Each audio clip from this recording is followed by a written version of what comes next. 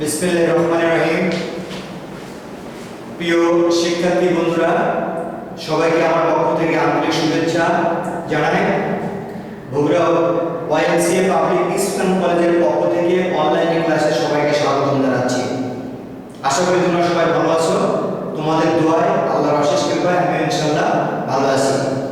বৈশাখের মহামারীতে আমরা সবাই নিরাপদ থাকি, ভালো থাকি। আমি আজকে তোমাদের দশম শ্রেণীর, ভালো করে দেখো, দশম শ্রেণীর বাংলাদেশ ও বিশ্ব পরিচয় তৃতীয় অধ্যায় নিয়ে আলোচনা করবো ইনশাআল্লাহ। দশম শ্রেণীর বিজিএস তৃতীয় অধ্যায়। আমাদের তৃতীয় অধ্যায় শিরোনাম হচ্ছে সৌরজগৎ ও ভূমণ্ডল। ঠিক আছে, আমরা এই অধ্যায় শেষে আমি মোটামুটি কতদিন তোমাদের বলেছিলাম যে আমাদের কিন্তু এখন রিভিশন মূলক ক্লাস, এই টু জেড আলোচনা করা আমাদের পক্ষে সম্ভব নয়। যেটুকু তোমাদের জন্য দরকার আমরা সেটুকুই ভেবে ক্লাস কিন্তু আমরা নিয়েছি। যেমন এই অধ্যায় শেষে আমরা মোটামুটি সৌরজগৎ সম্পর্কে জানতে পারবো, ভূমণ্ডলে কি কিভাবে গঠিত হয়েছে সেই সম্পর্কে আমরা একটু জানতে পারবো, আর পৃথিবীর গতি, আইনিক গতি, বার্ষিক গতি, এর কারণ ও প্রভাব ফলাফল সম্পর্কে আমরা একটু জানতে পারবো। ঠিক আছে, আমরা একটু বিস্তারিত শুরু করি নাকি? প্রথমেই আসি আমাদের হেডলাইনটা হচ্ছে সৌরজগৎ ভূমণ্ডল। এখন প্রশ্ন হচ্ছে যে সৌরজগৎ কি বা কাকে বলে?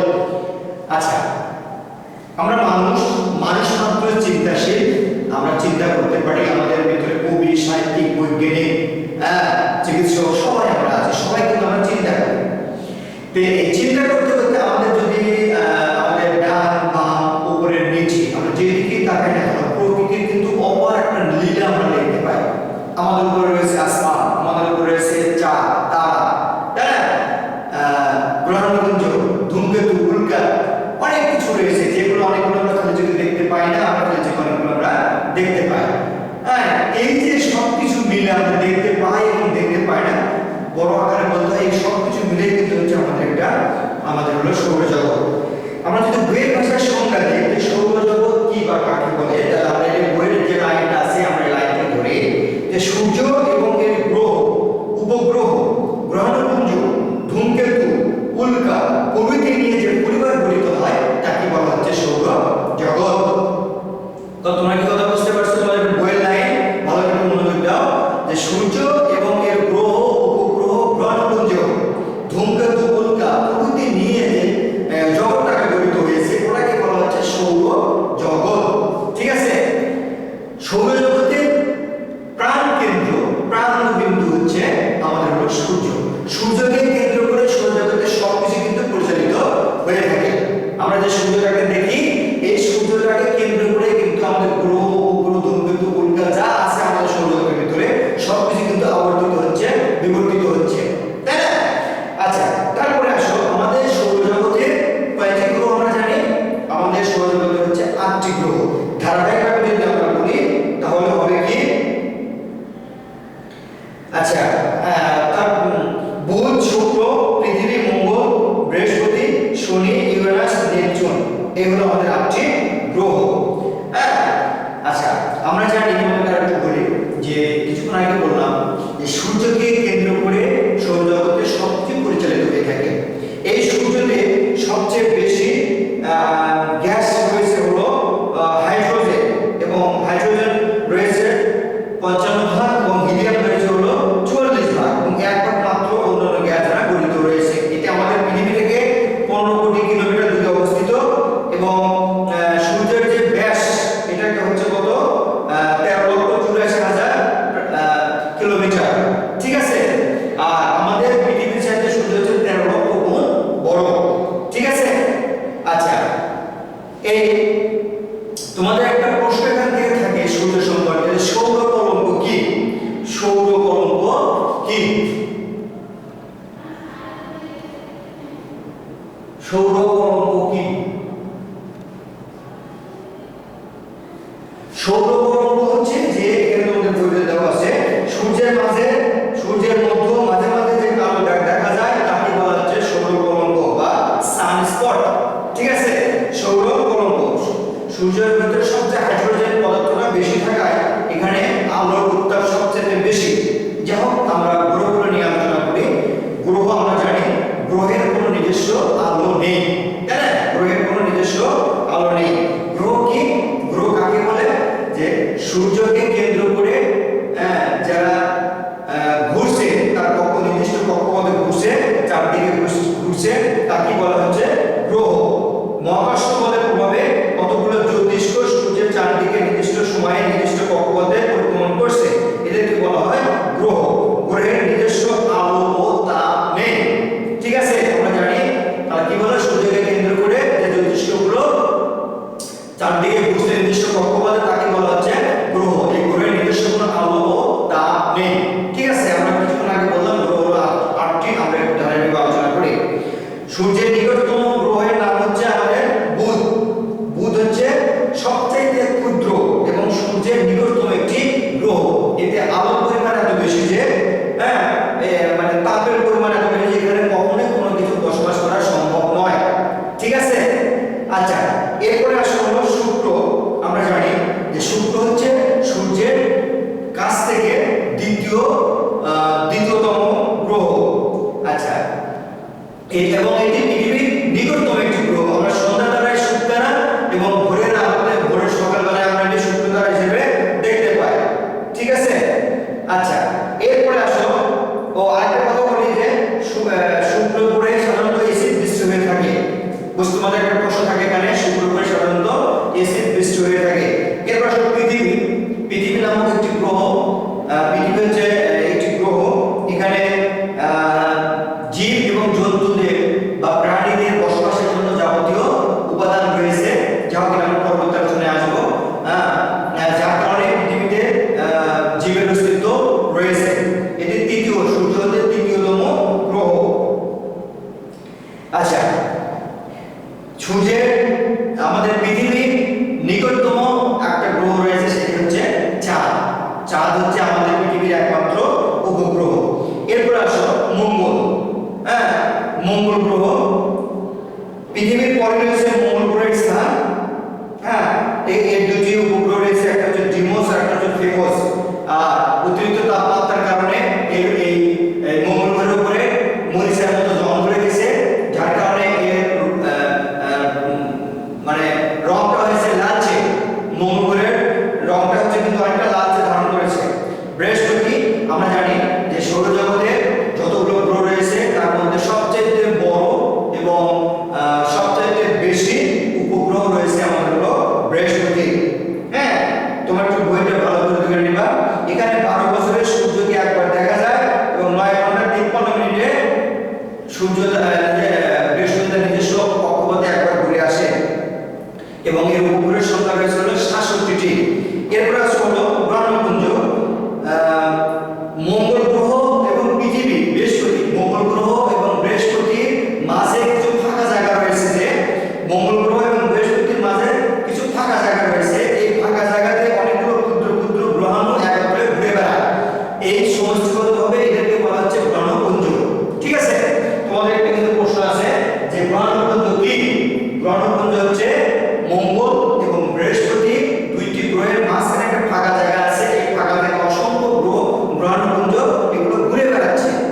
ক্ষুদ্র ক্ষুদ্র ছোট ছোট গ্রহাণুগুলো ঘুরে বেড়াচ্ছে। এই গ্রহাণুগুলোকে একত্রিতভাবে বলা হয় গ্রহপুঞ্জ, ঠিক আছে? শনি সৌরজগতের দ্বিতীয় বৃহত্তম গ্রহ। এখানে 29 বছর 5 মাসে সূর্যকে একবার প্রদক্ষিণ করে। তাহলে শনি গ্রহটা 29 বছর 5 মাসে একবার সূর্যকে প্রদক্ষিণ করে। আর এর উপগ্রহের সংখ্যা হচ্ছে 62টি, ঠিক আছে? এরপর আসো ইউরেনাস এবং নেপচুন। আচ্ছা, ইউরেনাস সৌরজগতের তৃতীয় বৃহত্তম গ্রহ। এর উপগ্রহের সংখ্যা হচ্ছে 27টি। এখানে মেরিনা, রিয়েল, ওবেরন, ক্যাম্ব্রিসন, টাইটানিয়াম প্রভৃতি এগুলো হচ্ছে নেপচুনের উপগ্রহ, ইউরেনাসের উপগ্রহ। আর নেপচুন এর উপগ্রহ হচ্ছে 14টি। নেপচুন 165 বছরে এতে সূর্য থেকে এত দূরে অবস্থিত যে 165 বছর লাগে তার নির্দিষ্ট কক্ষপথ একবার ঘুরে আসতে। তুমি কি বুঝতে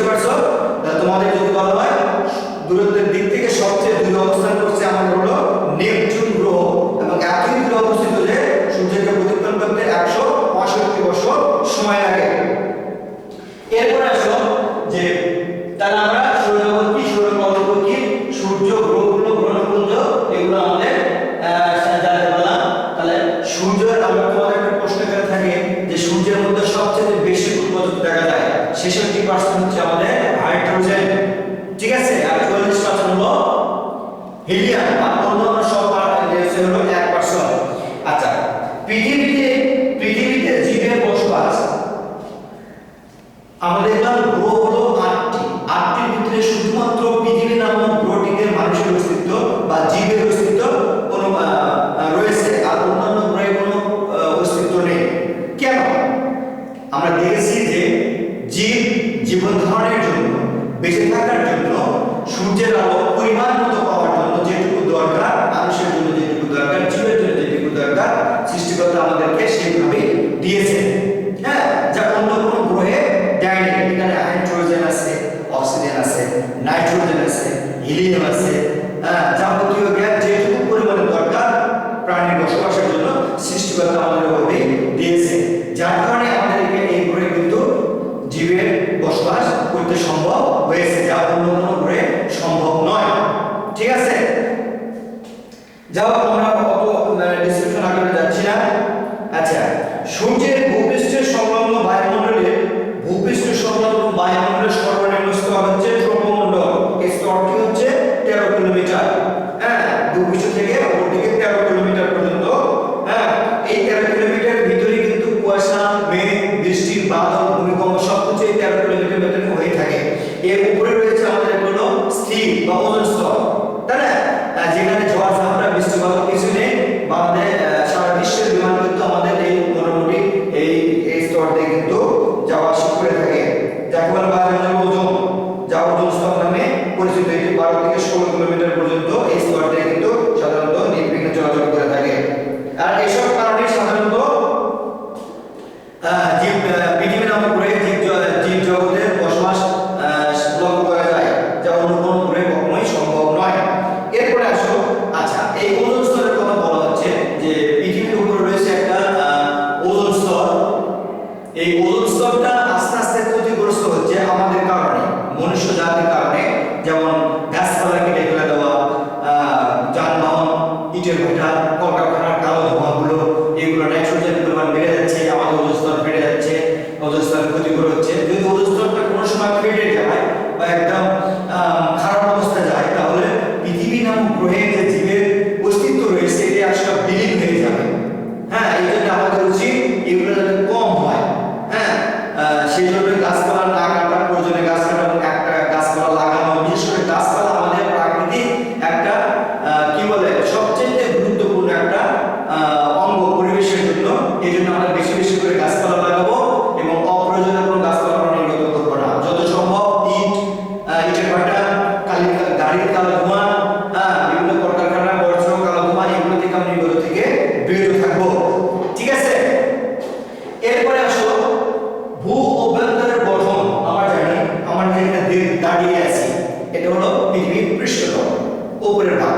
এর নিচে আমাদের অনেকগুলো স্তর বা স্তরে সৃষ্টিকর্তা সৃষ্টি করেছেন, যাতে করে মানুষ জাতি বা প্রাণী কোনো প্রকারের ক্ষতি না হয়। ঠিক আছে, আচ্ছা, এই স্তরগুলো নির্ণয় করা, কতটুকু পর্যন্ত কোন স্তর বা কিভাবে রয়েছে পরিপূর্ণভাবে পুঙ্খানুপুঙ্খভাবে কিন্তু তথ্য উদ্ধারণ করা সম্ভব নয়। যার কারণে বিজ্ঞানীরা ভূমিকম্পের তরঙ্গকে কেন্দ্র করে কিছু কিছু বিষয় আবিষ্কার করতে সক্ষম হয়েছে। এই ভূমিকম্পের তরঙ্গের উপর ভিত্তি করে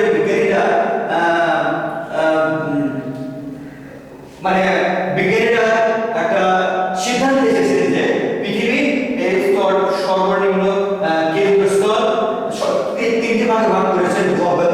ভূ অভ্যন্তরের বিষয়টাকে তিনটি ভাগে ভাগ করেছেন।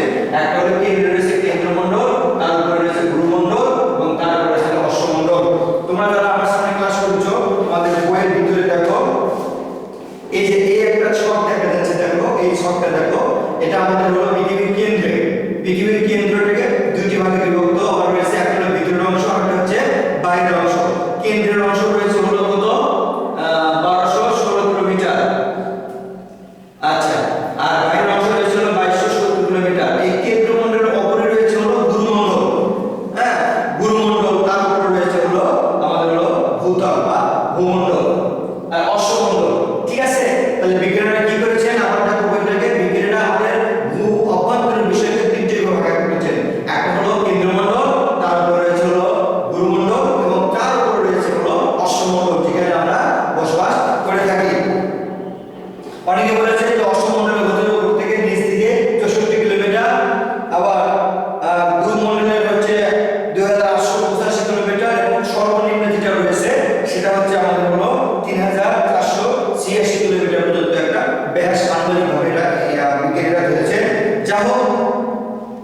কেন্দ্রমণ্ডলকে কেন্দ্রমণ্ডলের নিকেল এবং লৌহ পৃথিবী যাতে নিচের দিকে ডেবে না যায়, ধসে না পড়ে, এই জন্য সৃষ্টিকর্তা এভাবে সৃষ্টি করেছে লোহা এবং নিকেল দ্বারা কনক্রিট ঢালাইয়ের মতো করে দিয়েছে।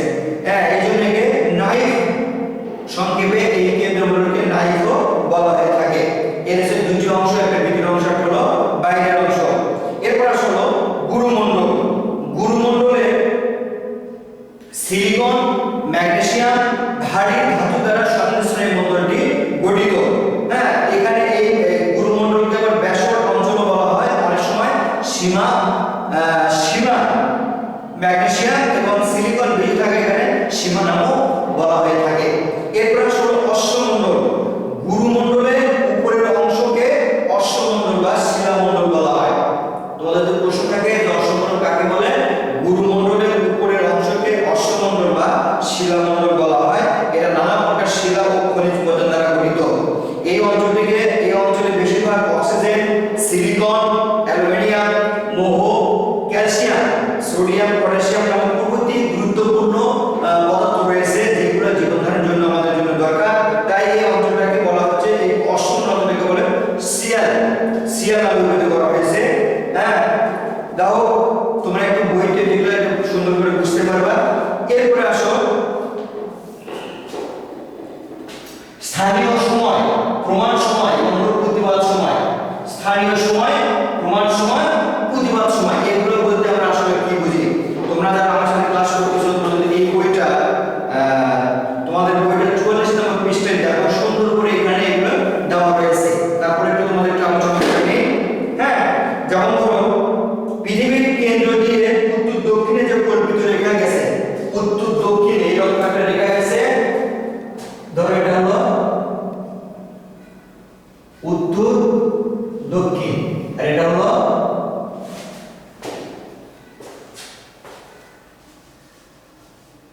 ধরো এটা হলো পূর্ব, এটা হলো পশ্চিম, এটা দক্ষিণ, এটা হলো উত্তর। এই রেখাটাকে বলা হচ্ছে কি? এই রেখাটাকে বলা হচ্ছে অক্ষ। উত্তর দক্ষিণ রেখাটা যেটা, এটা হলো অক্ষরেখা। হ্যাঁ, অক্ষ, ঠিক আছে। উত্তর দক্ষিণ দিকে পৃথিবীর মাঝ বরাবর যে রেখাটা গেছে সেগুলো অক্ষ বলা হচ্ছে। এই অক্ষের উত্তর প্রান্ত রয়েছে উত্তর মেরু, এটা হলো উত্তর মেরু, এটা হলো দক্ষিণ মেরু। ঠিক আছে, তোমরা ভালো করে দেখো, এটা হচ্ছে উত্তর মেরু, এটা হচ্ছে দক্ষিণ মেরু। এই রেখাটাকে বলা হচ্ছে অক্ষরেখা বা অক্ষ। আচ্ছা, এরপরে পাশে দেখো কোন স্থানের অবস্থান নির্ণয়ের জন্য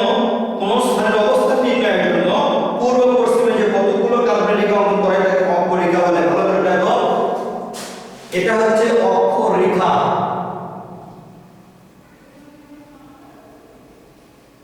পূর্ব পশ্চিমে যে রেখাটা গেছে এটাকে পৃথিবীর মাঝ বরাবর পূর্ব এবং পশ্চিম দিক থেকে যে রেখাটা গেছে অক্ষরেখা বলা হচ্ছে, আর উত্তর এবং দক্ষিণ দিকে যে রেখাটা গেছে তাকে বলা শুধুমাত্র অক্ষ বলা হচ্ছে। তোমরা ভালো করে খেয়াল করবা। আচ্ছা, তারপরে আসো নিরক্ষরেখা। পৃথিবীর উত্তর ও দক্ষিণে সমান দুই ভাগে বিভক্ত করেছে নিরক্ষরেখা। এগুলো তোমরা একটু বই খুললে ভালো করে দেখতে পারবে, সমস্যা নাই। দ্রাঘিমা রেখা কাকে বলে? নিরক্ষরেখাকে ডিগ্রি, মিনিট, সেকেন্ড ভাগ করে প্রত্যেক ভাগের উপর দিয়ে উত্তর মেরু থেকে দক্ষিণ মেরু পর্যন্ত যে রেখাগুলো কল্পনা করা হয় তাকে দ্রাঘিমা রেখা বলে। ভালো করে দেখো, নিরক্ষরেখাকে ডিগ্রি, মিনিট, আমরা পৃথিবীতে যে ঘড়িটা ব্যবহার করছি এই ঘড়িটাকে যে আমরা সেকেন্ড, মিনিট, ঘন্টায় যে বিভক্ত করছি, জ্যামিতিক যে আমরা ডিগ্রিগুলো 1 ডিগ্রি থেকে 1 ডিগ্রি থেকে 360 ডিগ্রি, এই ডিগ্রিকে বিভক্ত করার জন্য কি করে উত্তর মেরু থেকে দক্ষিণ মেরু পর্যন্ত যে রেখাগুলো কল্পনা করা হয়, ডিগ্রি, মিনিট, সেকেন্ড, ঘন্টা, এগুলো করার জন্য উত্তর মেরু থেকে দক্ষিণ মেরু যেভাবে এভাবে রেখাগুলো কল্পনা করা হয় এগুলোকে বলা হচ্ছে দ্রাঘিমা রেখা। এগুলোকে বলা হচ্ছে দ্রাঘিমা রেখা। ঠিক আছে, আচ্ছা, এরপর আসো মূল মধ্যরেখা কি? মূল মধ্যরেখা হচ্ছে যুক্তরাজ্য লন্ডন শহরের উপকণ্ঠে গ্রিনিচ মানদণ্ডের উপর দিয়ে উত্তর মেরু ও দক্ষিণ মেরু পর্যন্ত বিস্তৃত যে রেখাগুলো অতিক্রম করেছে তাকে মূল মধ্যরেখা বলে। ভালো করে দেখো, যুক্তরাজ্যের লন্ডন শহরের উপকণ্ঠে গ্রিনিচ মানদণ্ডের উপর দিয়ে উত্তর এবং দক্ষিণ মেরু পর্যন্ত বিস্তৃত যে রেখাগুলো অতিক্রম করেছে তাকে মূল মধ্যরেখা বলা হয়।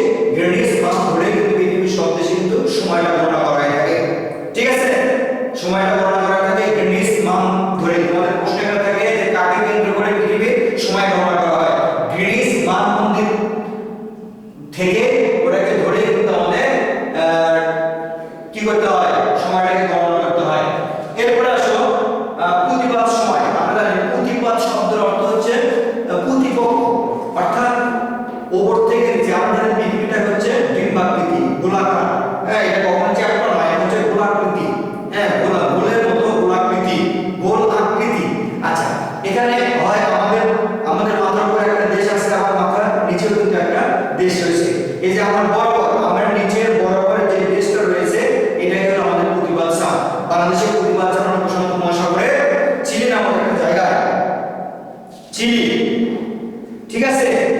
আচ্ছা, আন্তর্জাতিক রেখা কাকে বলে দেখো?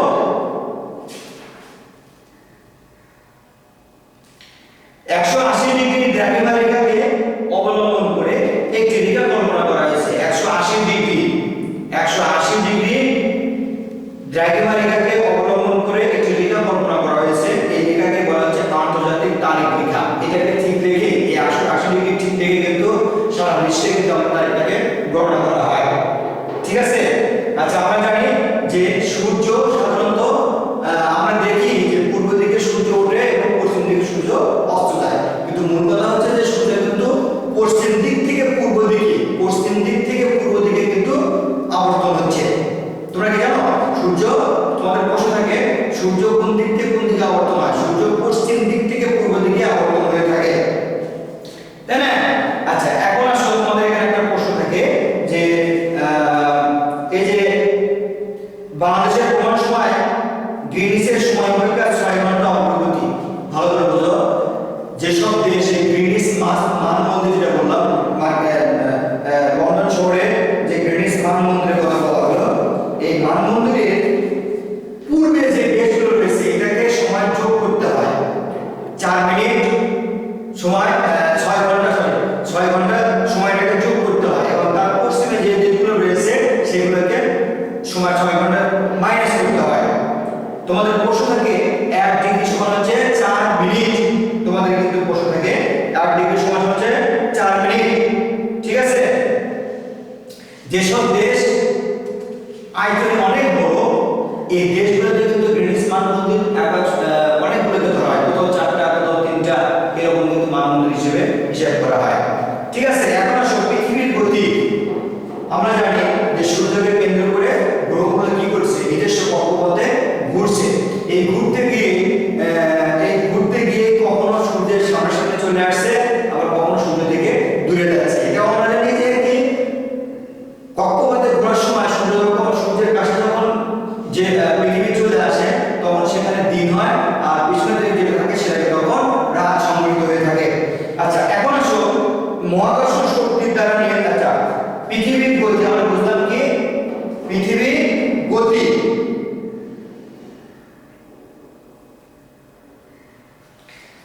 পৃথিবীর গতিকে দুভাগে, এই যে গতি পৃথিবী ঘুরছে এই গোটাকে দুভাগে বিভক্ত করা হয়েছে।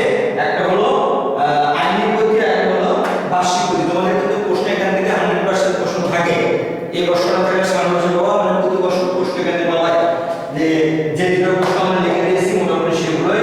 তারপরে আইনিক গতি কিন্তু তোমাদের এখান থেকে প্রশ্ন কিন্তু থাকে যে আইনিক গতি ও বার্ষিক গতি। আইনিক গতিটা কি? আইনিক শব্দ অর্থ হচ্ছে দৈনিক। ভালো করে বুঝো, আইনিক শব্দ অর্থ হচ্ছে দৈনিক। হ্যাঁ, দৈনিক অর্থাৎ পৃথিবীর নিজ অক্ষে বা মেরুরেখায় পশ্চিম দিকে পূর্ব দিকে আবর্তন করছে। এভাবে আবর্তন করতে পৃথিবী প্রায় 24 ঘন্টা বা একদিন সময় লাগে। সঠিকভাবে সময় হলো 23 ঘন্টা 56 মিনিট 4 সেকেন্ড। পৃথিবীর এই গতিকে আইনিক গতি বলা হয়। তাহলে আমাদের সূর্যের পাশাপাশি যে পৃথিবী নিজ অক্ষপথে ঘুরছে, নিজ অক্ষে 23 ঘন্টা 56 মিনিট 4 সেকেন্ড ঘুরছে, এটাকে বলা হচ্ছে আইনিক গতি। এই গতির কারণে কিন্তু কি হয়, আচ্ছা একটু পরে আসতেছি। পৃথিবীর একটি পূর্ণ আবর্তনের সময়কে সৌরদিন বলা হয়, অর্থাৎ 24 ঘন্টায় একদিন হয়। এই দিনটা কিন্তু আইনিক গতির কারণে হয়ে থাকে। তাহলে আমরা কি আইনিক গতির ফলাফল কি? আইনিক গতির ফলে দিন রাত সংঘটিত হয়। আইনিক গতির ফলে সময় গণনা করা যায়। আইনিক গতির ফলে চাঁদ ও সূর্যের আকর্ষণে পৃথিবীর জলভারের সৃষ্টি হয়। আইনিক গতির ফলে সমুদ্রের স্রোত ও বায়ুর উভয়ের উপর যথেষ্ট প্রভাব বিস্তার করে। এই হলো আইনিক গতি। তাহলে আইনিক গতিকে বলা হয় সৌরদিন বা দৈনিক গতি বলা হয়ে থাকে। এরপর আসলে আইনিক গতির ফলে আবার এখানে অবশ্য তোমাদের একটু বলে দরকার, সন্ধ্যা, গোধূলি, সকাল, সাঁঝ এগুলো তোমাদের কিন্তু এখানে সুন্দর করে দেওয়া আছে, তোমরা একটু বাসায় করে নিও। এরপর আসো বার্ষিক গতি। পৃথিবী নিজ অক্ষে অবিরাম ঘুরতে ঘুরতে একটি নির্দিষ্ট উপবৃত্তাকার কক্ষপথে নির্দিষ্ট দিকে নির্দিষ্ট সময়ে সূর্যের চারদিকে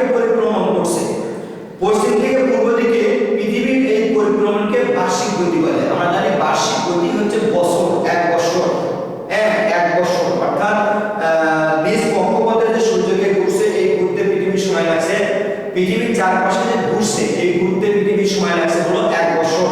হ্যাঁ, 365 দিন 5 ঘন্টা 48 মিনিট 47 সেকেন্ড, অর্থাৎ 365 দিন। এটাকে বলা হচ্ছে বার্ষিক গতি। আবার শোনো, পৃথিবীর নিজ অক্ষে অবিরাম ঘুরতে ঘুরতে একটি নির্দিষ্ট উপবৃত্তাকার কক্ষপথে নির্দিষ্ট দিকে নির্দিষ্ট সময়ে সূর্যের চারদিকে পরিভ্রমণ করছে। হ্যাঁ, এই ঘোরাটাকে বলা হচ্ছে বার্ষিক গতি। এই বার্ষিক গতির ফলে কি হচ্ছে, পৃথিবীতে দিন রাত্রি হ্রাস ছোট বড় হচ্ছে এবং ঋতু পরিবর্তন ঘটছে। কোথাও দিন বড় হচ্ছে, কোথাও দিনটা ছোট হচ্ছে। যেমন ধরো 23শে জুন সরি 23শে জুন পৃথিবীর সব জায়গাতে দিন এবং রাত্রি সমান হয়। 23শে জুন পৃথিবীর সব জায়গাতে দিন এবং রাত্রিটা সমান হয়। আবার 21শে জুন পৃথিবীর সব জায়গায় দিন এবং রাত্রি সমান হয়। আবার 23শে সেপ্টেম্বর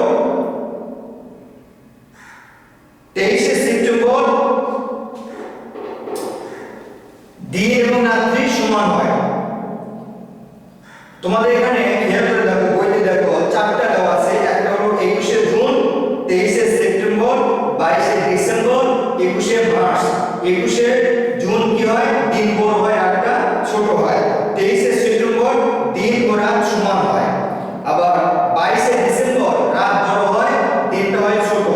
এবং 21শে মার্চ কি হয়, দিন ও রাত সমান হয়। অর্থাৎ 21শে জুন এবং 21শে মার্চ, 21শে জুন 21শে মার্চ এই দুটো দিনের দিন রাত্রি সমান হয়। 23শে সেপ্টেম্বর দিনটা বড় হয়, রাতটা হয় ছোট। এবং 22শে ডিসেম্বর শীতকালে এখানে দিনটা হয় ছোট, রাতটা হয় বড়। ঋতু পরিবর্তনের কথা বলা হচ্ছে যে এই যে পৃথিবী যে তার নিজস্ব কক্ষপথে ঘুরছে, সূর্যের চারদিকে ঘুরছে, এই ঘুরতে ঘুরতে কখনো সরাসরিভাবে তোমার হলো সূর্যের আলো পৃথিবীতে পড়ছে। যেখানে সরাসরিভাবে সূর্যের আলো পৃথিবীতে পড়ছে সেখানে গ্রীষ্মকাল দেখা যায়, আর যেখানে তির্যকভাবে দেখা যায় সেখানে একটু তাপমাত্রাটা নমনীয় থাকে। এখানে অন্যান্য কাল শীতকাল বা বসন্তকাল দেখা যায়। এইভাবে পৃথিবী ঘুরতে ঘুরতে যে সময়টা যে স্থানটা পৃথিবীর সামনে চলে আসে সেখানে গ্রীষ্মকাল দেখা যায়। কোথাও পৃথিবীর কোন দেশে 3টা ঋতু রয়েছে, কোন দেশে 4টা ঋতু রয়েছে, কোন দেশে 5টাও রয়েছে, বাংলাদেশে রয়েছে 6টা। মূলত পৃথিবীর বিভিন্ন দেশে 3টা ঋতু দেখা যায়, গ্রীষ্ম, বর্ষা এবং শীতকাল। এই 3টা ঋতু বেশিরভাগ দেখা যায়। এখন আসো তার বিপরীতে আসলে কি হলো, ঋতু পরিবর্তনে আসো। ঋতু পরিবর্তন আসলে আমরা জানি যে চন্দ্র ও সূর্যে ভূপৃষ্ঠের জল ও স্থলভাগের অবিরাম আকর্ষণ করে। এই আকর্ষণের কারণে কিন্তু আমাদের জোয়ার ভাটা সৃষ্টি হয়ে থাকে। হ্যাঁ, ঋতু পরিবর্তন হয়ে থাকে, জোয়ার ভাটার সৃষ্টি হয়ে থাকে। যাই হোক, এইগুলো মোটামুটি তোমাদের বই তোমরা একটু খোলো, তাহলে সুন্দর করে তোমরা একটু বুঝতে পারবা। জোয়ার ভাটার ধারণা, কারণ, শ্রেণী বিভাগ তোমাদের দেওয়া আছে। চারটি জোয়ার ভাটা সম্পর্কে 4টি তথ্য দেওয়া আছে। একটা হলো মুখ্য জোয়ার, গৌণ জোয়ার, ভরা কাটাল, আর একটা হচ্ছে মরা কাটাল। তোমাদের কিন্তু সব প্রশ্ন ক এবং বিশেষ করে ক মার্ক